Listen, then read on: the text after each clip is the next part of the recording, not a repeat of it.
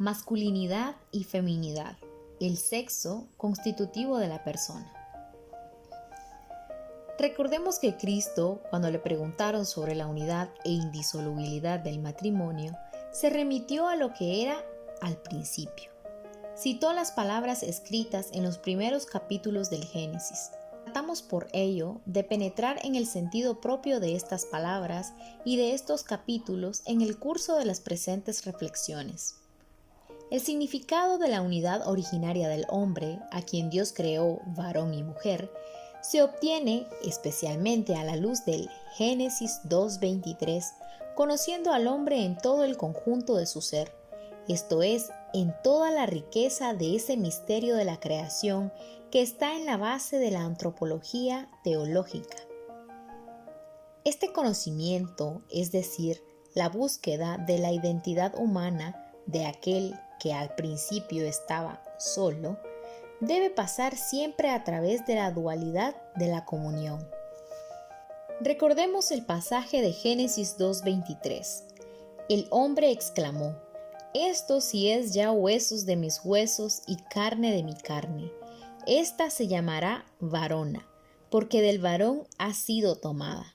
A la luz de este texto, comprendemos que el conocimiento del hombre pasa a través de la masculinidad y feminidad, que son como dos encarnaciones de la misma soledad metafísica frente a Dios y frente al mundo, como dos modos de ser cuerpo, y a la vez hombre que se completa recíprocamente, como dos dimensiones complementarias de la autoconciencia y de la autodeterminación, y al mismo tiempo como dos conciencias complementarias del significado del cuerpo.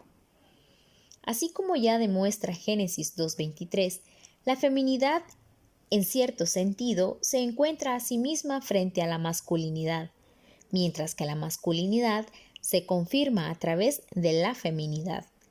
Precisamente, la función del sexo, que en cierto sentido es constitutivo de la persona, no solo atribuido a la persona, demuestra lo profundamente que el hombre, con toda su soledad espiritual, con la unicidad e irrepetibilidad propia de la persona, está constituido por el cuerpo como él o ella. La presencia del elemento femenino junto al masculino y al mismo tiempo que él tiene el significado de un enriquecimiento para el hombre en toda la perspectiva de la historia, comprendida también la historia de la salvación. Toda esta enseñanza sobre la unidad ha sido expresada ya originariamente en Génesis 2:23. La unidad de la que habla Génesis 2:24, y vendrán a ser los dos una sola carne, es sin duda la que se expresa y se realiza en el acto conyugal.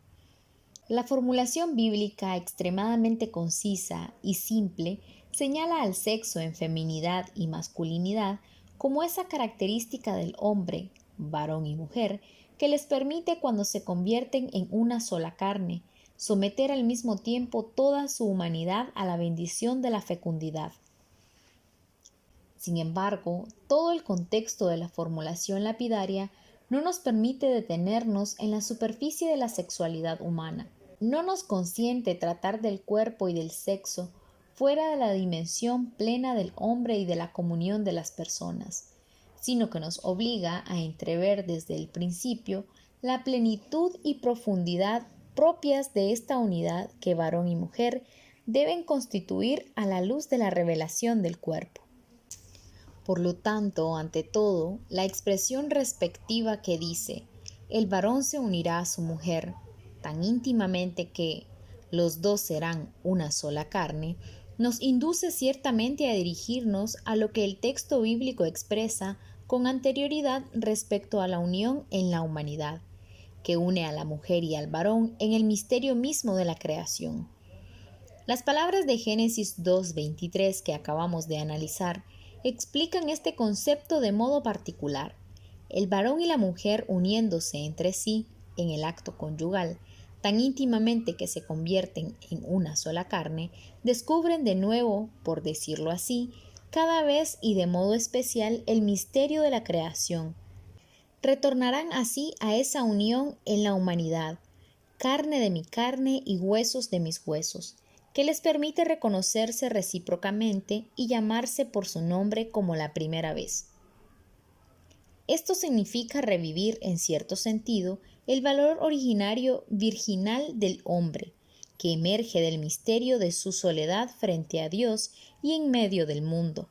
El hecho de que se conviertan en una sola carne es un vínculo potente establecido por el Creador, a través del cual ellos descubren la propia humanidad tanto en su unidad original como en la dualidad de un misterioso atractivo recíproco. Pero el sexo es algo más que la fuerza misteriosa de la corporeidad humana, que obra casi en virtud del instinto. A nivel del hombre y en la relación recíproca de las personas, el sexo expresa una superación siempre nueva del límite de la soledad del hombre inherente a la constitución de su cuerpo y determina su significado originario. Esta superación lleva siempre consigo una cierta asunción de la soledad del cuerpo del segundo yo como propia. Por esto está ligada a la elección. La formulación misma de Génesis 2:24 indica no solo que los seres humanos creados como varón y mujer han sido creados para la unidad, sino también que precisamente esta unidad, a través de la cual se convierten en una sola carne, tiene desde el principio un carácter de unión que se deriva en una elección. Efectivamente leemos: el hombre abandonará a su padre y a su madre y se unirá a su mujer. Si el hombre pertenece por naturaleza al padre y a la madre en virtud de la generación, en cambio se une a la mujer o al marido por elección.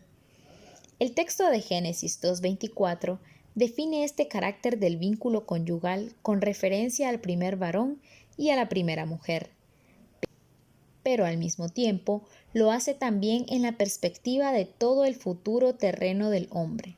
Por esto Cristo en su tiempo se remitirá a este texto de actualidad también en su época. Creados a imagen de Dios también en cuanto forman una auténtica comunión de personas. El primer varón y la primera mujer deben constituir el comienzo y el modelo de esa comunión para todos los varones y mujeres que en cualquier tiempo se unirán tan infinitamente entre sí que formarán una sola carne. El cuerpo, que a través de la propia masculinidad o feminidad ayuda a los dos desde el principio, una ayuda semejante a él, a encontrarse en comunión de personas, se convierte de modo especial en el elemento constitutivo de su unión cuando se hacen marido y mujer. Pero esto se realiza a través de una elección recíproca. Es la elección que establece el pacto conyugal entre las personas, y solo a base de ella se convierte en una sola carne. Esto corresponde a la estructura de la soledad del hombre y, en concreto, a la soledad de los dos. La elección como expresión de autodeterminación se apoya sobre el fundamento de esa estructura, es decir, sobre el fundamento de su autoconciencia. Solo a base de la propia estructura del hombre, él es cuerpo, y a través del cuerpo es también varón y mujer. Cuando ambos se unen tan íntimamente entre sí que se convierten en una sola carne, su unión conyugal presupone una conciencia madura del cuerpo. Más aún, comporta una conciencia especial del significado de ese cuerpo en el donarse recíproco de las personas. También en este sentido, Génesis 2:24 es un texto perspectivo. Efectivamente, demuestra que en cada unión conyugal del varón y de la mujer se descubre de nuevo la misma conciencia originaria del significado unitivo del cuerpo en su masculinidad y feminidad. Con esto el texto bíblico indica al mismo tiempo que en cada una de estas uniones se renueva el misterio de la creación en toda su profundidad originaria y fuerza vital. Tomada del hombre como carne de su carne, la mujer se convierte a continuación como esposa y a través de su maternidad en madre de los vivientes. Génesis 3:20, porque su maternidad tiene su propio origen también en él. La procreación se arraiga en la creación y cada vez, en cierto sentido, reproduce su misterio. A este tema dedicaremos una reflexión especial: el conocimiento y la procreación. En ella habrá que referirse todavía a otros elementos del texto bíblico. El análisis del significado de la unidad originaria hecho hasta ahora demuestra de qué modo, desde el principio, esa unidad del varón y de la mujer, inherente al misterio de la creación, se da también como un compromiso en la perspectiva de todos los tiempos siguientes.